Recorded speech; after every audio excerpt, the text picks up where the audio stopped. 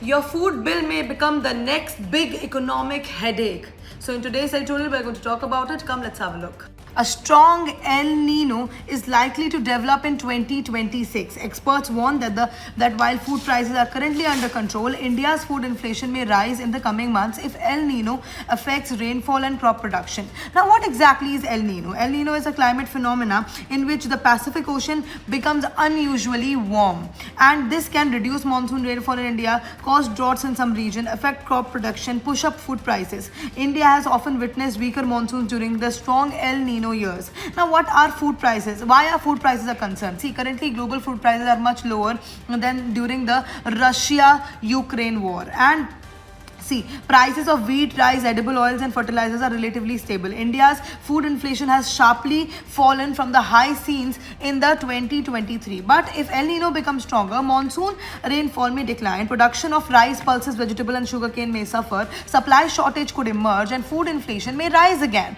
There are multiple dimensions to this topic. The first dimension is the economic dimension. So, higher food inflation reduces household purchase power. RBI may also face pressure in controlling inflation. Poor families spend a large share of income on food, so they suffer the most. Second is the agriculture dimension. Now, rain-fed agriculture becomes vulnerable. Lower crop yields can affect farmer incomes. Water stress may increase in drought-prone regions. Third is the social dimension.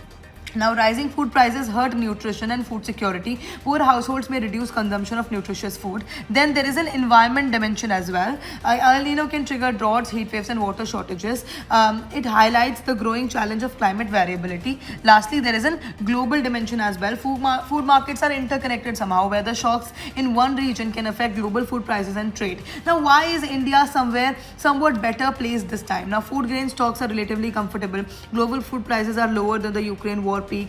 Better agricultural management and buffer stocks can reduce shocks. However, prolonged or super El Nino could still create significant pressure. Now, this becomes highly relevant for GS Paper 1, Climatology, El Nino and Indian Monsoon, Climate Variability. GS Paper 3, Inflation and Food Security, Agriculture and Crop Production, Disaster Management, Climate Change and Economic Impact. And that is it for today. Thank you for watching.